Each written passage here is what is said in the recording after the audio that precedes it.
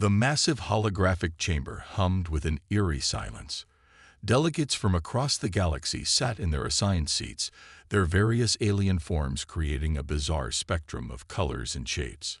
Some looked like walking crystals, others resembled intricate machines, and a few appeared almost humanoid, but with strange extra features. Captain Jae-hoon Park stood at the center of the chamber. He was small compared to most alien delegates, dressed in a crisp United Earth Defense Force uniform. Behind him, 50 soldiers stood in perfect formation, a mix of green berets, special forces, and tactical experts. Their dark green uniforms looked simple and almost outdated compared to the shimmering, high-tech attire of the alien representatives. The Galactic Council's main speaker, a towering being made of what looked like living blue glass, leaned forward. Its multiple eyes flickered with something between amusement and pure contempt. "Humans," the being spoke, its voice translating perfectly through the chamber's communication systems.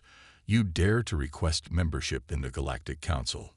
A ripple of laughter spread through the chamber. It was not a kind laughter. It was the kind of laugh that suggested complete and total mockery. Captain Park remained perfectly still. His face showed no emotion. The soldiers behind him stood like statues, their eyes fixed straight ahead. They did not move. They did not react. They simply existed, a small, disciplined unit in the midst of cosmic giants. The blue glass delegate continued. "Your planet is barely a speck in the galactic map. Your technology is primitive. Your military presence is laughable." More laughter erupted from the alien delegates. Some pointed. Some made sounds that were clearly meant to be insulting. To the left of the main speaker, a delegate from the Craxus Confederation, a spider-like creature with metallic skin, clicked its multiple appendages. 50 soldiers. It said, its voice a series of sharp clicks translated into words. "We have destroyed entire civilizations with single battalions more advanced than your entire planetary defense force." Another delegate, from a race that looked like walking clouds of electrical energy, pulsed with what seemed like pure mockery. "Humans think they can join us. Humans who have not even achieved stable interstellar travel. Humans who are still fighting each other on their own planet." Captain Park simply waited. He did not interrupt. He did not argue. He just stood there, calm and collected, with his small team of soldiers behind him. The blue glass delegate made a final pronouncement. "The Galactic Council will consider your request. But understand this. You are here as a formality. No small backward species like yours has ever been considered for full membership." More laughter filled the chamber. Waves of ridicule and dismissal crashed against the human delegation. But Captain Park and his soldiers remained unmoved. Their stillness was different from submission. It was the stillness of something else, something the alien delegates would soon understand. As the laughter continued, a small green light blinked on Captain Park's communication device. It was a signal from Earth, a message that said simply, "Proceed." The captain's eyes, for just a moment, showed the smallest hint of a smile. The Galactic Council had no idea what was coming. The proving grounds looked like a nightmare made real. It was a massive simulation arena that stretched beyond what human eyes could easily comprehend. Floating platforms of different sizes hung in what seemed like empty space.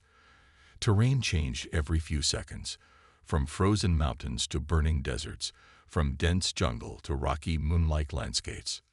"The challenge is simple," announced the blue glass delegate, his voice echoing through the arena's communication system. "Your 50 soldiers must navigate this environment, complete multiple objectives, and survive against automated defense systems designed to test the most advanced military forces in the galaxy." Sergeant Ha-won Kim stepped forward. She was shorter than most of her team, but her eyes burned with a fierce intelligence. Her green beret training had taught her one crucial lesson. Adaptability was the greatest weapon. The alien delegates had designed the simulation to be impossible. It was not just a test. It was meant to be a humiliation. The automated defense systems were legendary. They had crushed military units from civilizations thousands of years more advanced than humans. Plasma cannons could track movement faster than most species could think. Terrain-changing algorithms made strategic planning useless. Holographic enemies could appear from anywhere, with combat skills programmed from thousands of different military species. "You have 3 hours," the blue glass delegate announced. "No human has ever lasted more than 12 minutes in this simulation." Captain Jae-hoon Park looked at his team. No words were needed. They had trained together. They understood each other better than most families. Each soldier carried a standard-issue backpack. Their equipment looked basic, old, almost laughable compared to the high-tech gear of other galactic militaries. The simulation began. Instantly, the first platform began to shift. Gravity changed. Temperature dropped. A wave of plasma cannons emerged from hidden locations, firing at impossible speeds. Most military units would have been destroyed in seconds. But these were not most military units. Sergeant Kim's voice came through the team's communication system. "Delta formation. Use the terrain changes as cover." The soldiers moved like water. They were not fighting against the changing environment. They were becoming part of it. Where plasma cannons fired, they were already moving. When platforms shifted, they anticipated the movement. When holographic enemies appeared, they were already positioning themselves. Corporal Min-Ki Lee, the team's tactical expert, began to analyze the simulation's pattern. His fingers moved across a small, seemingly outdated tablet. He was reading the simulation's code faster than its own systems could change. "The terrain has a predictive algorithm," he reported. "It's not random. It follows a complex but learnable pattern." Most military units would have tried to fight the system. The human team began to understand it, to read it, to predict it. 30 minutes passed. The alien delegates stopped laughing. Their expressions changed from mockery to confusion. An hour passed. The simulation's difficulty increased. Platforms disappeared. Gravity became unpredictable. Enemies multiplied. The human team kept moving. They were not just surviving. They were solving a puzzle that no one else had even recognized as a puzzle. 2 hours passed. The blue glass delegate leaned forward, his multiple eyes now focused with something that looked like concern. Something was happening that no one had expected. The humans were not just participating in the simulation. They were changing it. As the 3rd hour of the simulation approached, something extraordinary happened. The human team stopped reacting to the simulation and started controlling it. Lieutenant Yoon-ah Park noticed it first. The simulation's defensive systems had a weakness. They were too perfect, too logical. Humans were not logical. They were creative. "Team," she whispered into the communication system, "we're going to break the system's logic." Sergeant Hao-won Kim understood immediately. Military training for humans was not just about following rules. It was about breaking them when necessary. The Green Berets had a saying: adapt, improvise, overcome. The simulation suddenly dropped the team into a frozen landscape. Temperatures were below zero. Mechanical enemies emerged from hidden locations, their movements precise and calculated. Any standard military unit would have tried to fight or find cover. The human team did something completely different. Corporal Min-Ki Lee pulled out a small device. It looked like an old radio. Most of the alien delegates thought it was a communication tool. It was not. It was something much more interesting. Lee began to send random electronic signals. Not messages, just noise. Pure, chaotic electronic interference. The mechanical enemies started to glitch. Their perfect movements became jerky. Their targeting systems went crazy. Music, Lee explained quickly. Electronic music can disrupt complex systems if you know how to use the right frequencies. The team began to move, but they were not moving like soldiers. They were moving like dancers. Their movements were unpredictable. No pattern. No standard military formation. One moment, a soldier would be in one location. The next moment, they would be somewhere else entirely. Not by teleportation, just by being faster and more creative than the simulation could predict. The blue glass delegate leaned forward. Its multiple eyes could not believe what they were seeing. "They are not fighting the system," one of the alien delegates whispered. "They are playing with it." Captain Jae-hoon Park watched his team. They were solving the simulation like it was a complex puzzle, not a battle. A puzzle. Where other military units would use strength, they used intelligence. Where others would use technology, they used creativity. Where others would follow rules, they invented new ones. Sergeant Kim threw a small device. It looked like a simple rock. But it was not a rock. It was a carefully designed electronic disruptor.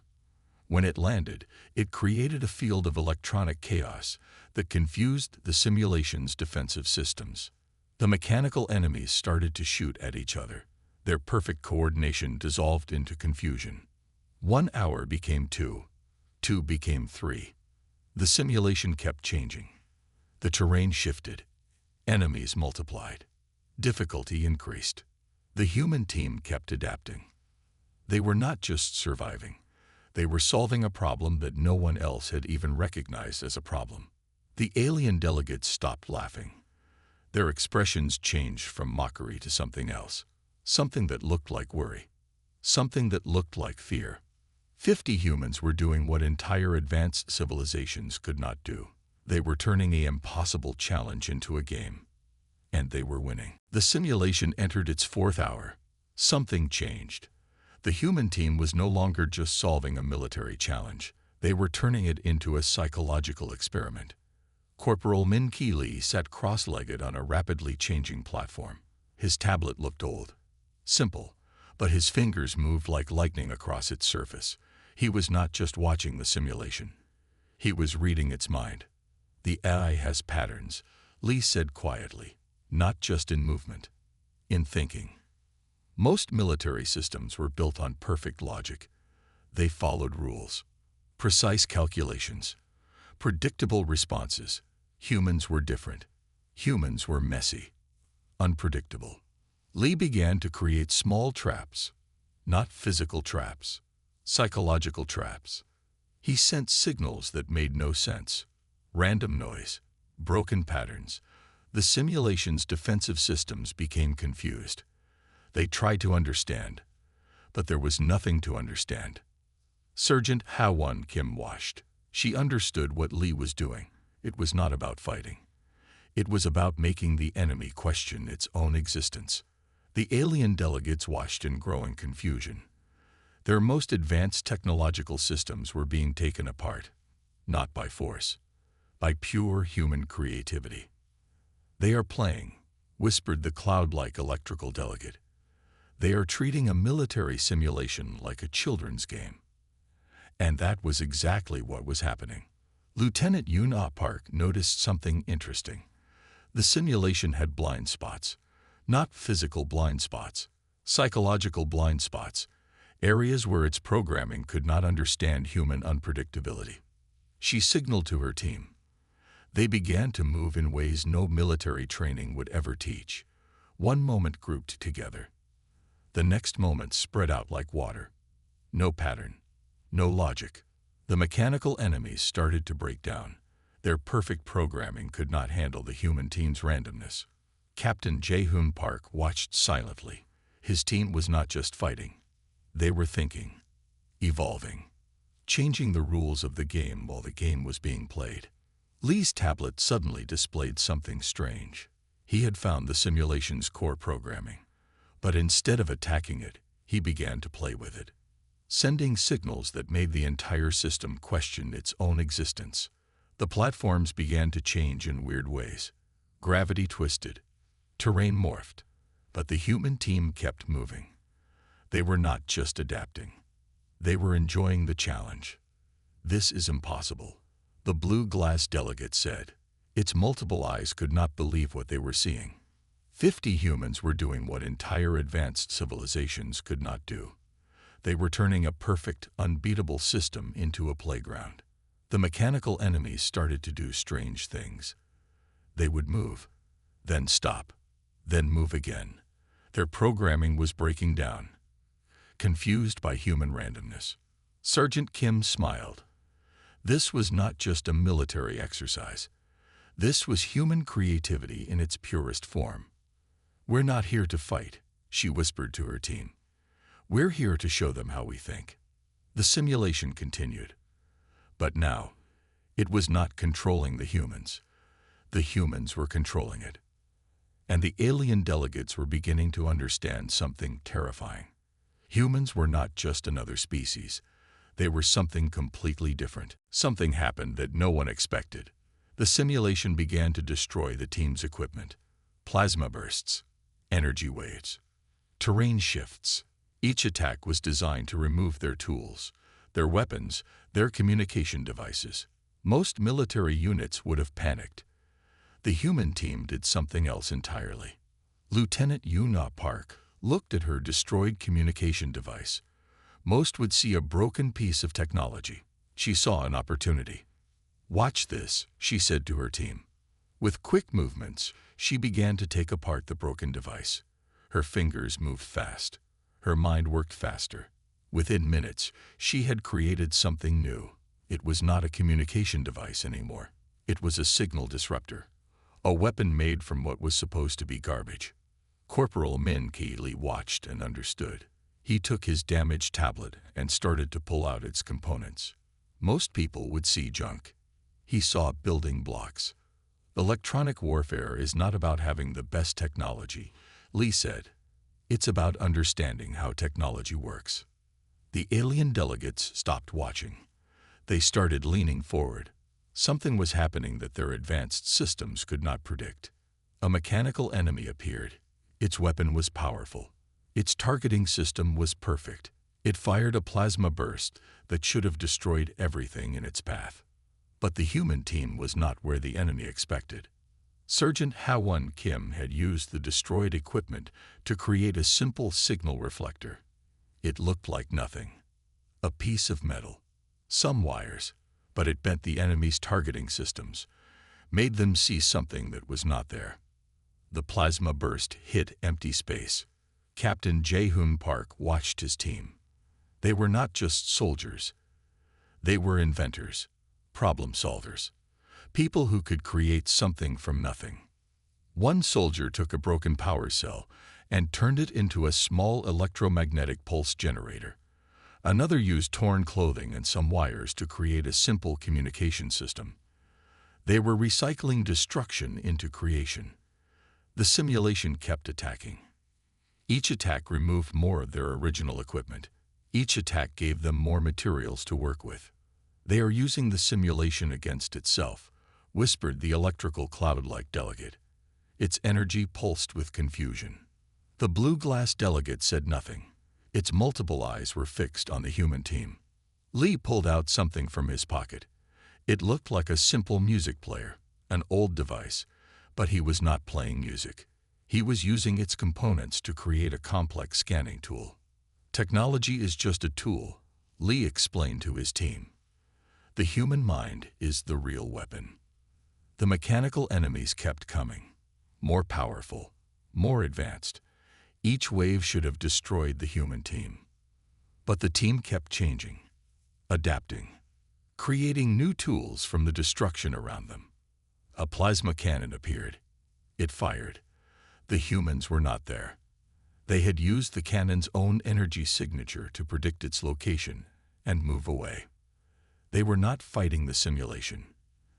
They were learning from it, playing with it, turning its own power against itself. The alien delegates began to understand something terrifying. Humans were not just another species. They were something completely different, a species that could turn limitations into strengths, a species that could create opportunity from destruction. And they were just getting started. The simulation entered its final stage. The most advanced civilizations in the galaxy watched with growing fear. 50 humans were doing something impossible. The Kraxus Confederation delegate, the spider-like creature with metallic skin, began to review historical records. Humans were supposed to be a young species, primitive, weak, but the records told a different story. "Look," the delegate said, projecting holographic images for the other council members. Earth's history. Images appeared. Humans fighting against impossible odds. Humans solving problems that should have been unsolvable. Humans creating technology from almost nothing. Surviving in environments that should have killed them. The blue glass delegate leaned closer. Its multiple eyes scanned the images rapidly. A world war where humans fought massive battles with limited resources. Space exploration using computers less powerful than a modern calculator. Medical breakthroughs that changed everything. Technologies invented in garages. Computers created in basements. The simulation continued. The human team was no longer just surviving. They were teaching a lesson. Corporal Min Ki Lee had found the simulation's central control system, but instead of attacking it, he was talking to it. Not with words, with code, with patterns, with a language of pure logic and creativity. The mechanical enemies started to change. They were not just fighting anymore. They were responding, learning. Sergeant Ha-Won Kim moved her team like they were one single organism. No words needed. Just understanding, just connection. Lieutenant Yoon-Ah Park continued creating tools, not just weapons, solutions, ways to understand the environment faster than the environment could change. They are not fighting, the electrical cloud-like delegate whispered. They are communicating. Captain Jae-Hoon Park stood at the center of his team. He was not just a leader. He was a conductor, guiding, watching, understanding. The simulation threw everything it had. Terrain changes, impossible enemies, energy weapons that could destroy entire planets. The human team kept moving, kept adapting, kept solving. Historical records showed something interesting. Humans had a history of doing the impossible, of breaking rules, of finding solutions when no solutions existed. The Industrial Revolution, the space race, medical discoveries, technology innovations. Humans did not just accept limits. They destroyed them. Lee's fingers moved across what was left of his tablet. He was not just controlling the simulation. He was having a conversation with it, teaching it, learning from it. The mechanical enemies started to do strange things. They would move, then stop, then move in unexpected ways. Their perfect programming was breaking down. This is not possible, the Craxus delegate said. But its voice was no longer sure. 50 humans were showing an entire galaxy something important. Humans were not just another species. They were problem solvers, creators, thinkers who could turn any situation into an opportunity. The simulation continued. But now it was not a test. It was a lesson. And the galaxy was learning. The blue glass delegate made a decision. They would need to understand humans, truly understand them, because humans were not what anyone thought they were. Captain Jae-Hoon Park stepped forward. The entire Galactic Council went silent. His uniform was torn. His equipment was broken. But something about him was different. He was not angry. He was not proud. He was simply present. "We are humans," he began. His voice was calm, clear, simple.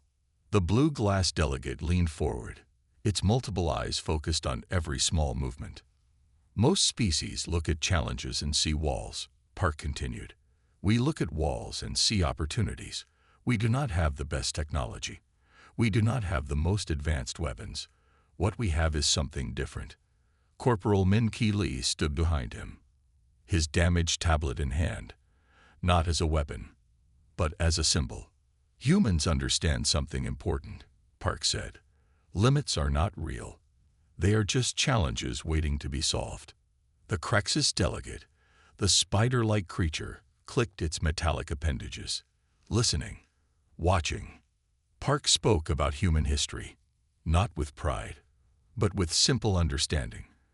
A species that had fought world wars, reached the moon with computers less powerful than modern calculators, created medical miracles, survived impossible environments. "We are not the strongest," he explained.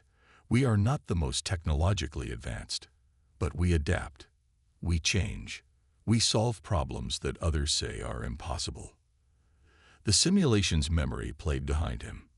50 humans moving like water, creating tools from destruction, turning a perfect system into a playground.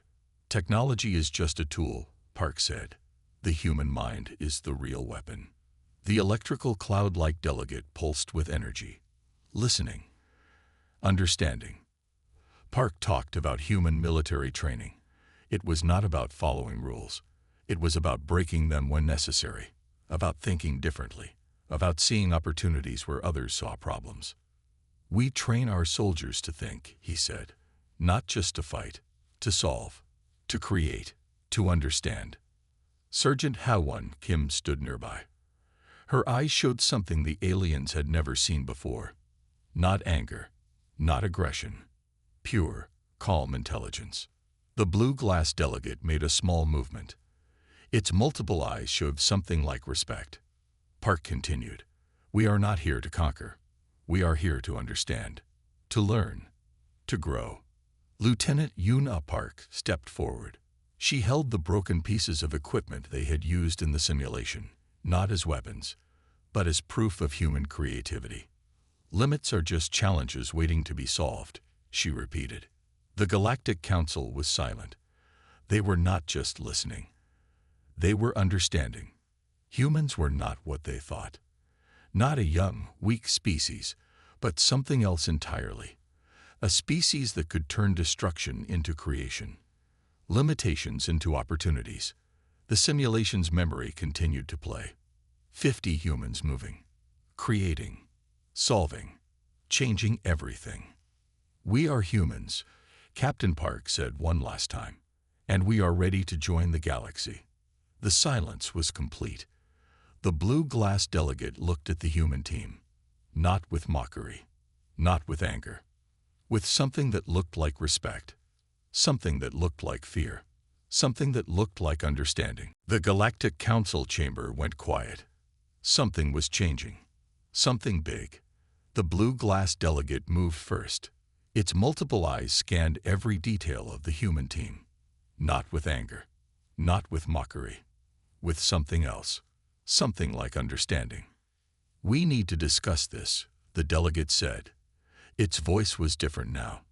Not loud, not angry, careful, interested. The other delegates looked at each other. The Craxus Confederation delegate, the spider-like creature, clicked its metallic appendages. Its communication signals were complex. Something was happening behind those alien eyes. The electrical cloud-like delegate pulsed with energy. Its thoughts were racing faster than light. Captain Jae-hoon Park and his team stood still. They did not move. They did not celebrate. They simply waited. Behind the scenes, something massive was happening. The Galactic Council's communication networks began to move. Data streams, historical records, simulation results. Everything about humans was being reviewed, analyzed, understood. Corporal Min Ki Lee noticed something interesting. The Council's communication systems were complex, but humans had shown they could understand complex systems, break them, rebuild them. Sergeant Ha-1 Kim watched silently. Her training had taught her one important lesson. Waiting was sometimes the most powerful action. The blue glass delegate pulled up holographic displays. Human history appeared, not just recent history. Thousands of years of human development, every challenge, every problem solved. "They are not what we thought," the delegate said quietly. Humans had done impossible things, explored space with limited technology, created medical miracles, survived environments that should have killed them, solved problems that other species would have considered hopeless. The Craxus delegate found something interesting. Human military history, not just battles. The way humans thought about conflict, not as destruction, but as problem solving. They do not fight to destroy, the delegate realized.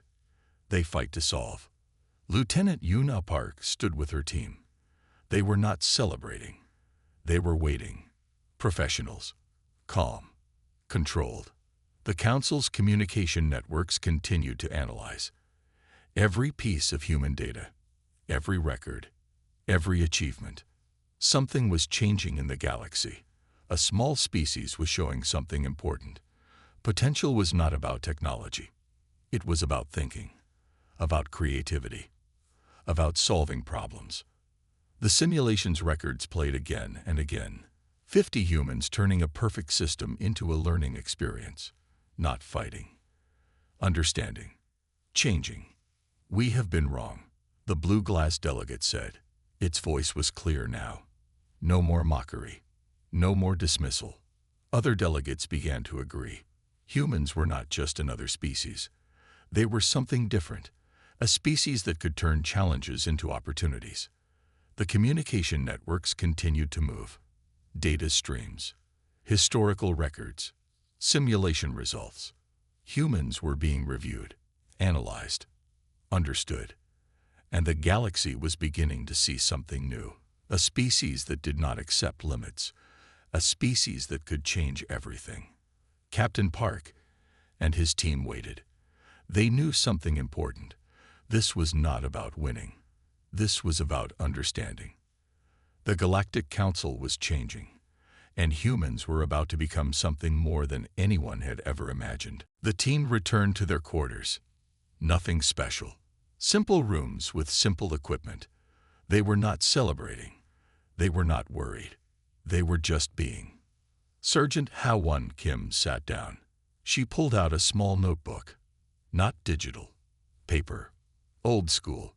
She began to write notes about the simulation. Not with excitement, just with calm understanding. "We did okay," she said to her team. Corporal Min Ki Lee looked at his damaged tablet. Most people would see a broken device. He saw a learning experience. He was already planning how to improve their tools for next time. Lieutenant Yuna Park checked their equipment, breaking things down, understanding how they worked, how they could be better. Captain Jae-hoon Park said nothing. He knew something important. This was not about one simulation. This was about showing the galaxy who humans really were. In another part of the ship, a simple transmission went out. Just a few words. "Ready when you are." Back in the Galactic Council chamber, something big was happening. Delegates from different species were reviewing everything about humans. Not with anger. Not with mockery. With respect. The blue glass delegate made a decision. "We need to understand them," it said. The Kraxus Confederation delegate agreed. Its metallic appendages moved in complex communication patterns. Humans were not what they expected. On Earth, nobody knew what had happened. People went to work, drove cars, watched television, lived their lives. They had no idea that 50 soldiers had just changed how the galaxy saw humanity. Lee took apart his broken tablet. Most people would see garbage. He saw possibilities, new ways to build, new ways to understand technology. Kim wrote in her notebook, not about the battle, about what they learned, how they could improve, how they could solve problems better next time. Park looked at his team. They were not heroes. They were not special. They were just humans doing what humans do best. Solving problems, thinking differently, turning challenges into opportunities. The transmission continued to travel through space. Simple words. Powerful message. "Ready when you are." In the Galactic Council, more data streams moved. Human history, human achievements, everything was being reviewed, analyzed, understood. 50 soldiers had done something impossible. They had shown an entire galaxy what humans could do. Not with the best technology, not with the most weapons, but with something more powerful. The human mind. The ability to look at a problem and see not a wall, but a challenge waiting to be solved. In their simple quarters, the team continued their routine, checking equipment, writing notes, planning. Another transmission went out. Simple, clear. "We are humans." The galaxy was listening now, and everything was about to change.